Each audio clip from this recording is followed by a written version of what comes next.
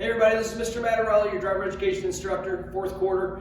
Today I'm going to talk about right-of-ways. Before I get started, I hope everybody at home is being safe with COVID-19. It's too bad that we're not able to be in class and go over a lot of this material one-on-one with one another. But I'm going to kind of break down the right-of-ways section because I know that some of you probably have a few questions about this and that.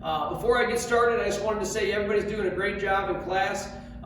Staying on top of those assignments, just keep getting those in at the end of the quarter. As I said before, the state is working with us, so everybody will get their permits as long as you're staying on top of your work and turning things in, so I have something to give to the state.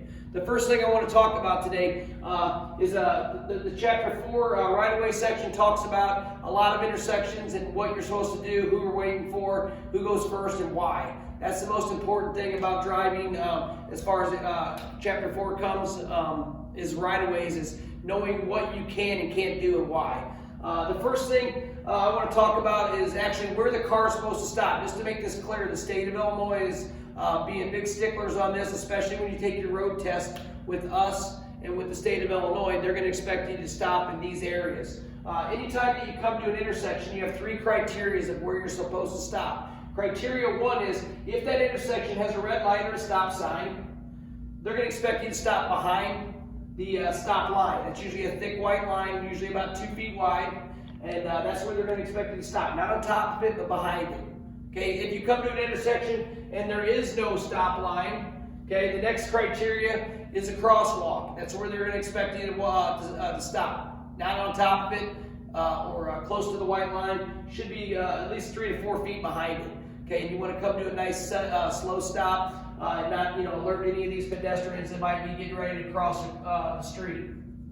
Okay, so we want to stop before the crosswalk. That's criteria 2. That is if there is no stop line. Okay, once again, if there is no stop line and there is no crosswalk, okay, then we want you to do the very best you can to get your vehicle positioned as far up as you can to where you can see all the way to the right and all the way to the left. There's a very good chance that this intersection, when that intersection was built, there was a tree over here on the side. Let's say after a while, that tree is going to get pretty mature, and you may not be able to see all the way left unless you get your car positioned to where you can see that. Then we're kind of in a guessing game, and that's exactly what we don't want you to do. So pull up as far as you possibly can, as long as the front end of your car isn't in the flow of traffic. Come to your complete stop, and I always tell our kids, when you stop, whether it's a stop light, whether it's a stop sign, even if you're going right on red, okay, a full stop should be stop, 1,000, 2,000, you're looking, you're yielding, and then you proceed. Okay guys, the first right-of-way I'm going to talk about that we read about in our book, Chapter 4, once again, right-of-ways, is right turn on red. Okay, and there's a lot of information out there that talks about the proper way of doing this, and once again, I'm going to make sure that everyone knows and understands why we have to do it the way we're doing it. This is the way the state, of course, and your driving instructors here at the high school are going to expect you to do it on the driving test. Of course, you should always practice these rules. First things first. Okay, you come to an intersection, you want to make a right turn on red. Okay, red light means you must always stop. Okay, you're not allowed to roll through a red light even if you're making a right turn. So the number one thing is recognize red light, you need to come to a full stop. Okay, once again, you're going to stop behind that line if it's there. Behind the crosswalk. In this case, we have neither one of those, so we're pulled up as far as we possibly can. Number 2, we've got to let people know what we plan on doing. So we're going to put our right turn signal on. Both of those will be flashing front and back. And the next thing we have to know, we have to find out and identify is whether or not it is a legal right turn. In some cases, you're not allowed to make a right turn on red. So you're looking for a sign that says no turn on red. If one of those is not present, then we know that it's a legal right turn. So where are we looking? Okay, what are we looking to do? First thing is the first area that we're looking for is right here. We're looking for a car that's coming from our right side, from our left side, excuse me. If there's a car coming, of course, they have the right of way over us. Okay, the second area that we may need to worry about is a car across from us that intersection light is giving them a green arrow. That green arrow actually makes car B, it gives them the right of way over us, a green arrow. So you have to look across from us.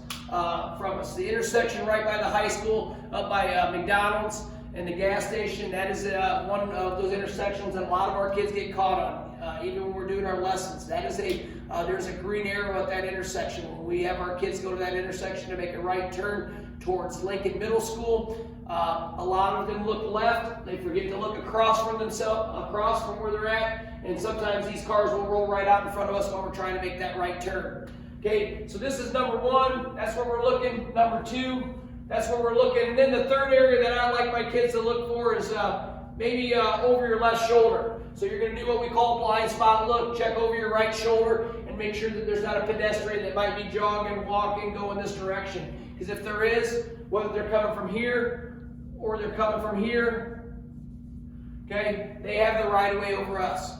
So once we have number 1, 2, and 3, and we've looked at all those areas, we've come to our full stop for 1,000, 2,000 count, we may go ahead and proceed, and we want to hug the right side of the road. We want to stay closer to the curb, like you were asked that question on Chapter 4 review question. That was part of that. Okay, we want to stay as close as we can to the curb without hitting it, and we make our right turn after looking left, looking across from us, checking our blind areas to make sure we don't have a pedestrian.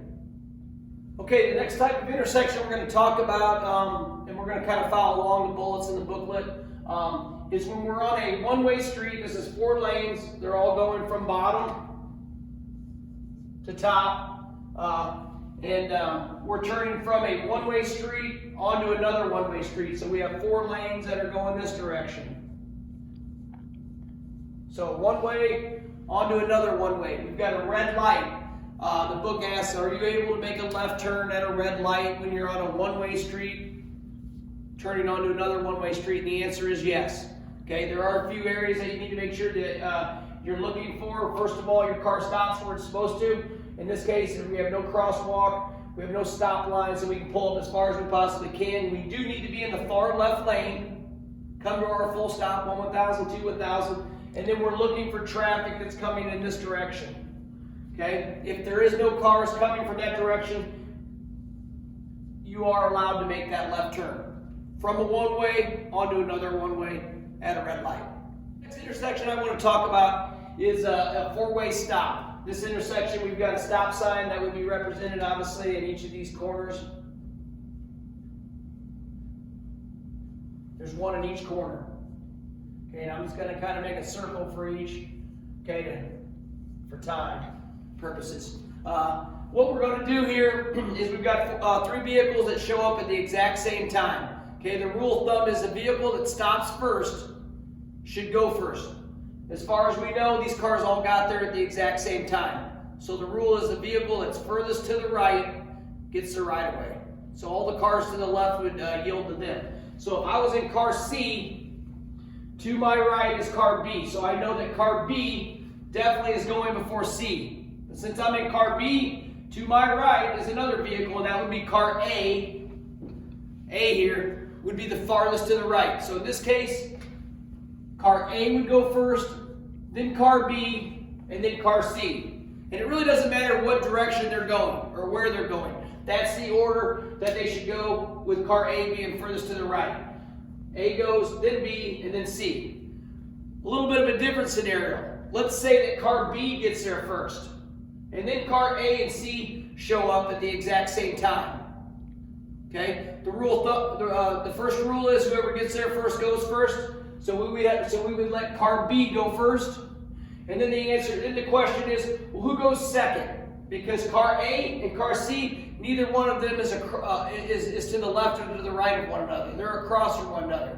So the rule of thumb is the vehicle that's going straight would always have the right of way over a vehicle that is crossing the path of another car. So in this case, car A is crossing the path of C. So we would go, C goes second, and then A. That's our right-of-way rules for a 4-way stop. And then some of the questions that I get asked, well, what if you have car D that shows up here? Okay? And all 4 cars show up at the exact same time and stop at the exact same time. I'm going to tell you, with my years of experience of driving, that doesn't happen very often. Could it? You bet. In that case, nobody is furthest to the right, so the rule of thumb is you want to be patient. Okay? And you're probably going to have somebody that's not as patient as you are, that shoots out, and you just want to kind of wait your turn, and at the same time, you might have somebody even wave you on. Okay, even if you have somebody wave you on, it's your responsibility to make sure that everybody else sees what that person is telling you is all right to do. The next intersection I'm going to talk about is when you're in a situation where you want to make a left turn at your intersection and you do have a green light. I want everybody to understand this is a rule that everyone needs to make sure they're paying close attention to. We have a lot of young drivers that make this mistake, and that is green to most of you means go. Well, green means go when safe to do so. And in this situation, when you're trying to make a left turn on a green light that has no green arrow, just a green light, you need to understand that oncoming vehicles will always have the right of way over you. It's all right to pull halfway out into the middle of the intersection. It's going to be very important that you keep your tires pointing straight ahead. And the reason we do that is if there's a car behind you that's traveling and they're not paying attention, maybe texting, maybe they get caught looking at something on the side of the road and they don't realize that you're stopped out in the middle of the intersection. If they do hit you from behind, with your tires pointing straight, that's going to move your vehicle forward. If your tires are pointing left in the direction that you're wanting to turn, but waiting to make that left turn, okay, it could shove you right out into an oncoming lane of cars. So left on green is completely legal. In some intersections, you're going to get a green arrow. The green arrow does allow you to go. In this situation, we do not have a green arrow, so our importance is to keep our tires pointing straight.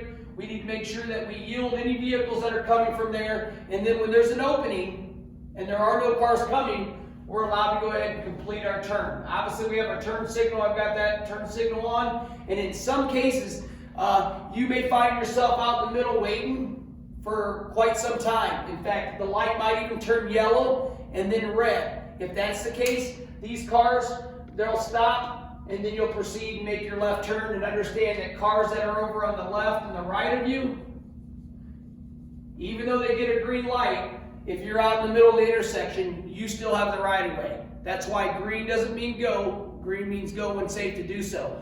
These cars here on the left and right, they'll be expected to wait for you to complete that turn. Okay, the next intersection we're going to talk about is a T intersection. Okay, this is when vehicle A, which is us, we're on what we call a terminating road. Our road is coming to an end. You should have probably seen a sign, a warning sign, a diamond yellow-shaped warning sign, probably about 200 feet back, letting you know that this road is coming to an end. So it's end of the road. So when we come to our stop here, most of the time there'll be a stop sign here. In some cases, there will not be a stop sign. Either way, we need to come to a full stop, and we need to make sure that we yield vehicles that are coming from the left, and we need to yield vehicles that are coming from the right, depending upon which direction we want to go. Obviously, if we want to go left, okay, we're looking left and right. So we have two sets of cars that we have to worry about in lanes of cars. If we're taking a right turn after our complete stop, we look left, nobody's coming. Once again, hug the right side of the road, and we make our right turn.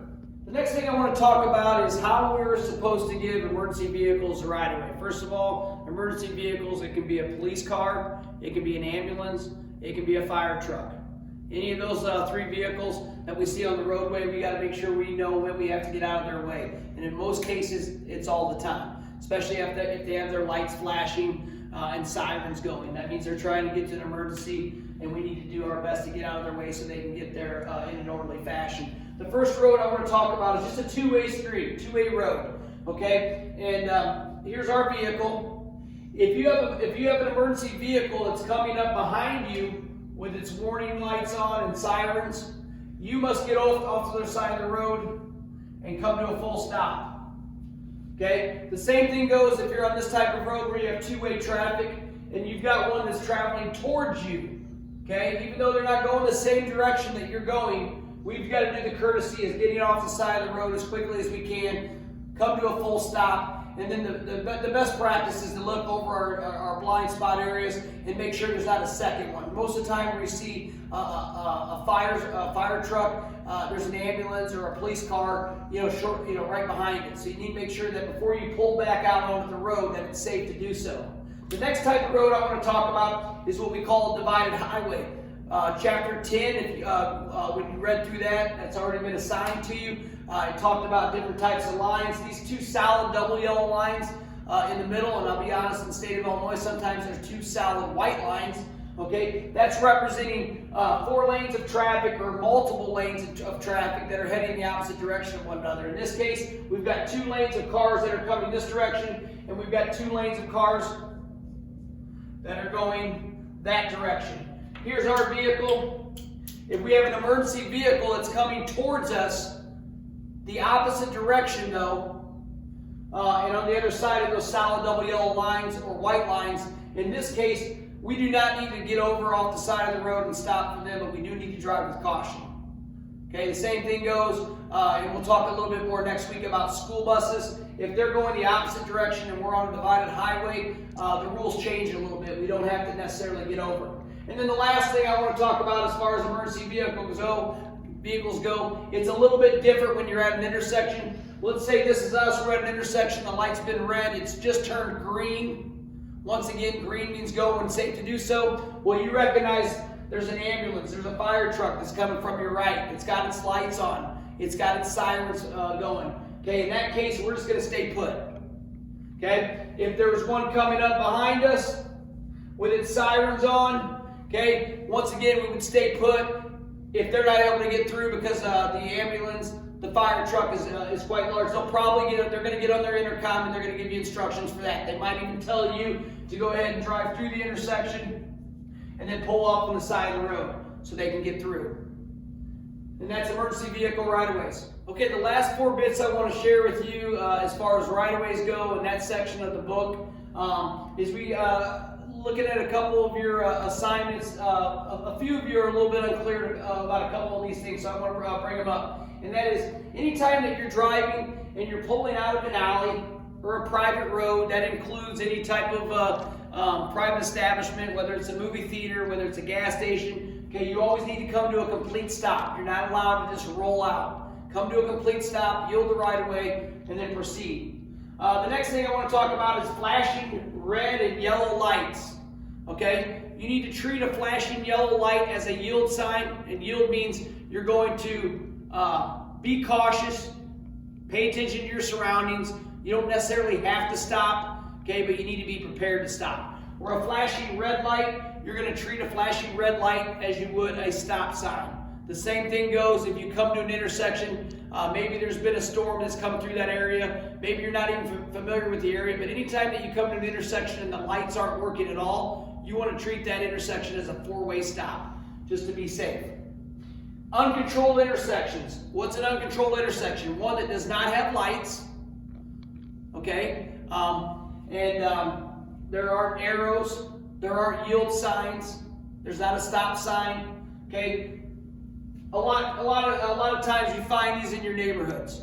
I know my neighborhood, a couple of the corners have those. Anytime that you come to a corner where there's directional traffic from all 4 ways, but there is no stop signs, you need to make sure that you apply all of our right-of-way rules. Okay, once again, the first person to get there usually should, kind of proceed through.